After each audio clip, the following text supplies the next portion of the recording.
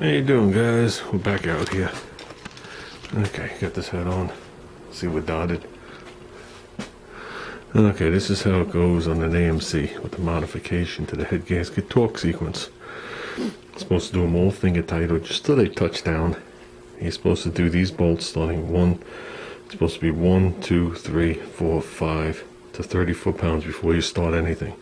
Then you start the torque sequence. So I guess they don't want you to rely on this part of the head and pull it down and snap it off. So they do have a tendency to crack in here. I've seen them crack. 291Cs are a thinner casting too, so they do pop. So let's hope we didn't or won't pop them. So that was 30 with the other one seated to probably like 5 foot-pounds. Then I went 40, 60, 80, 110. The more times or the more increments I could do it on an AMC head, the better, less chances of it splitting. But you have to separate it enough, because starting torque and turning torque are two different things, and if I don't space it far enough, you'll go and either it'll click, the ball will move, the lights will flash, depending on what kind of torque wrench you're using, before the bolt breaks free. Then when the bolt breaks free, it goes back the other way. So 34, we went 40, 60, 80, 110, and we're good to go. This is the first engine I've ever assembled that's been unpainted. That's why it looks like a bucket of shit, even though it's clean. So usually they tank them, they come out rusted solid within like a day, then they throw some primer in and they hand you the block and you don't see what they painted over. So all this is bare metal, obviously rust at this point. But we're going to paint this as a unit. I've never done that before. Usually I detail them out, but we're going to paint this as a complete assembly probably tomorrow. Well, complete assembly, a long block. And we'll move on from there. So let's keep working. So I got everything masked off. Made sure the cylinder bores were clean. I even blew them out. Even gave another light coat of oil. Blew out all the valves and pockets. I cleaned both surfaces. Blew all that. Wiped it before the head even made it on. So just to make sure. Okay guys, the second head is placed on there.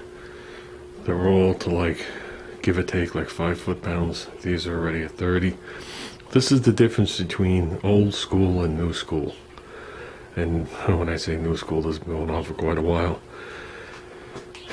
All these bolts get torqued to the same reading. Old-fashioned, you turn it, you get resistance. Okay, and the resistance is you stretching the bolt and the bolt dragging on all the threads and the head of the bolt dragging on the surface. Okay, modern day land, okay, you bring them down to a much smaller number, 14, 25, 20, whatever it is. And then you'll turn it, some are 90, 90, some are just 90. So in other words, and there's in the second half to this. So in other words, if I'm going to tighten this and it starts to bite into the head, I'm not putting the same clamping force on this bolt as I am this bolt. Okay, and to push it one step further, this bolt is going to stretch further than this bolt. So if I tighten these the same, it actually has two different clamping forces on it if we do it old school. Okay? And you could feel it as you torque it. Because when you torque it, these go further, these lock up quicker. There's less material. Now, if you torque it to a smaller, so I have to go to 110 on these. If I torque it to 20 pounds, at 20 pounds, I'm getting that much less drag on the threads of the bolt, that much less drag on the head rubbing whatever surface you're doing. Okay? So if I do them all, let's say 20, I have a good chance that they're all going to be equal, rather than if I do them at 110, they're not all going to be equal. Your reading, your torque wrench is going to click, the light's going to flash, the beam's going to move, whatever it is, your dial's going to spin to it. Okay, it's going to read 110, but the 110 you're reading is the resistance of the bolt. So it does not give an equal clamping force.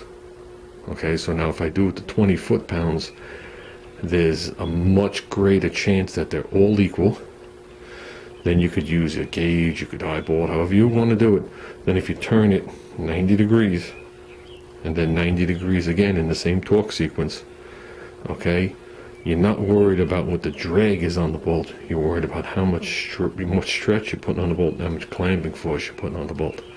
That's the difference between old school and new school. Now, there is no specs for me to do it that way on this, so you got to do it old school. Now, I do it through that book. This is that AMC book, and the book is old school. It's, as we know, it's written in 72, but this book is different than the service manual. So I've always done it this way. Some people, where you see 10 and 12, start to reverse all that around, because they feel if they clamp 12 down before 10, there's less chances of splitting that head in the corner. So I still do it the other way, and like I said, I did it, and when I did it, 5 torque sequences on the other head, I guess it was. So normally if you did a head, you do it in 3 torque sequences. This one's actually 4, because you have to do these other ones, the ones in the head, till pretty much finger tight, till they're all touching equal, and these at 30, then you start the sequence of 3 times. So I do that, and then I do it 4 times. So I just figured I'd say that to the novice guys out there.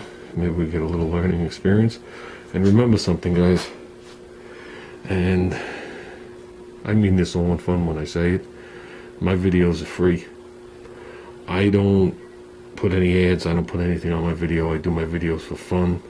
People that know me personally know I'm only giving you about 1/10 of what I actually know. I can't sit here and go through what my brain can dish out. A lot of stuff I show you is old school. I don't even show you what I do on a daily basis, the differences. First of all, I won't bring a camera to work unless there's something I could show that has nothing to do with my job whatsoever, and someone doesn't own it.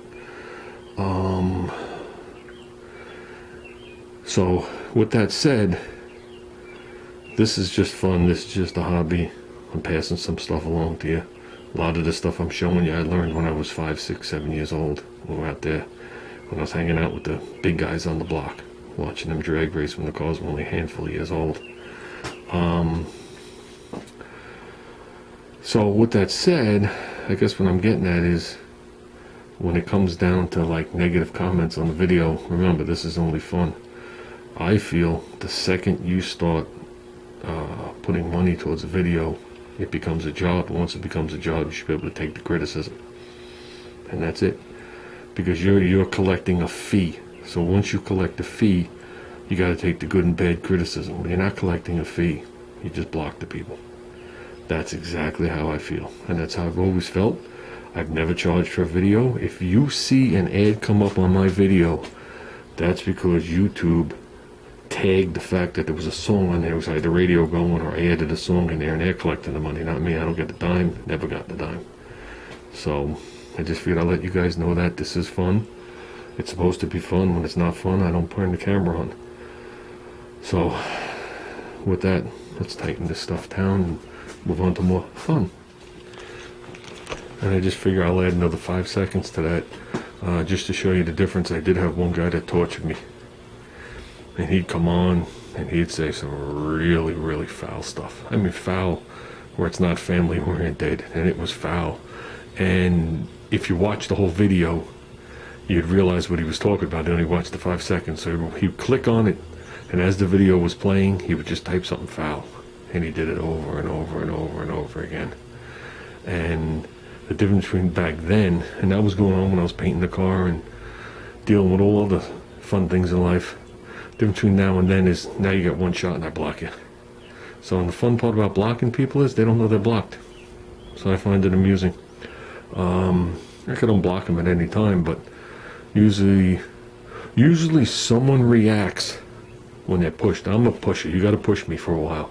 Once you push me for a while, I cross over that line, and it's very hard to get this spring back in the box. I just stay out. Because usually you've put me to that point. And I've stated it before, I don't like bullies. I don't like to be bullied. I don't like, some of those comments were so foul. It was unbelievable. I mean, not that I don't curse, but every other word, and it was the F word, and there was a point where they claimed I was jerking off a football team, and it was just so foul. It wasn't family related. So Then we gave him the old blockaroo. Now, I haven't blocked anybody since the Honda video. The Honda video got 12 people blocked. Because anybody that knows me personally, just because you saw that Honda in front of me and I tell you I raced a guy and beat him, and you go in the all sorts of foul names, half those people I never saw before. They just saw the word Honda and they clicked on. The other people, some of the people were my subscribers. So, if there's one thing I always live up to, anybody you know will tell you, I live up to my honesty. That's all I got. There you go, guys. Just a quick flashback before I go ahead and talk these. Look at that. Not the same engine stand. That was my buddy Rob's stand. That stand got lost, believe it or not. But that's my wagon motor being put together. See the line in there and stuff like that. And that was Junior talking the heads down at 7 years old. He was a big boy even then too.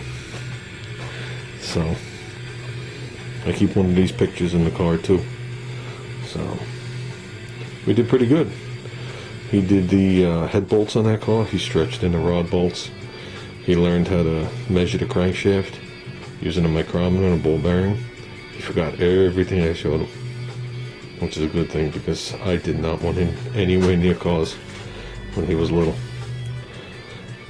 So, yeah. Let's see if we can match the picture. There you go. There's the lift pole right there. There's a lift pole here, there's the lift pole. So, the only difference is the floor had paint on it. Someday. Okay, we're at 80. Okay, now I got the paint out. You don't do all the bolts, then put the dots. You do the dots as you do it. And that definitely comes in handy. It doesn't matter if you use a Sharpie or paint. I got paint here. Sharpie's not going to show up on these blackish bolts.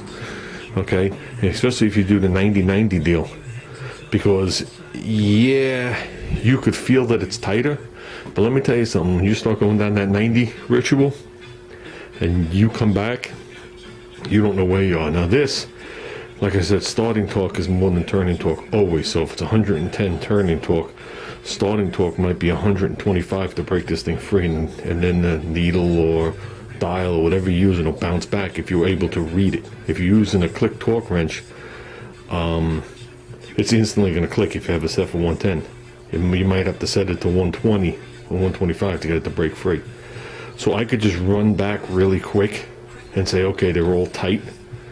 But when you do 90, you know, the double 90 or a single 90, you have no way of knowing. So after you do that 90, I mark the bolt. I always do. Always. I've been marking bolts now probably for at least 30 years. So I just figured I'd bring that up. I mark it as I do it. Yeah, you got to stop a second, but hey, it is what it is. The can of paint ain't gonna fall. Holy shit, I've had this since 02. I bought that one before I got that with my Lancer. Okay, guys. I guess that ends a very long process. We're good to go. I just torqued the rods and dotted them. So that's one hell of an engine to spin. I have it offset so I could do the Welch plug in the back. So it's very top heavy sitting on here. It's definitely a nice stand. So that's it, guys. I'm gonna toss a cover on here and we're gonna call it a night. From this stage on, I'm just gonna have to acquire 1 or 2 more parts. I need a water pump, I need a fuel pump, I need the correct screw and studs, and I have to do a push rod measurement. So I'll put the studs back on here, and throw the rocker arms on there, and make sure I get the right length studs, because I know I need some more block Chevy studs, and they come in 2 lengths. I don't remember.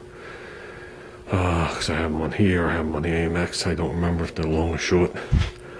So, can't use the factory studs. We're going to do this once already. This has got a collar on here.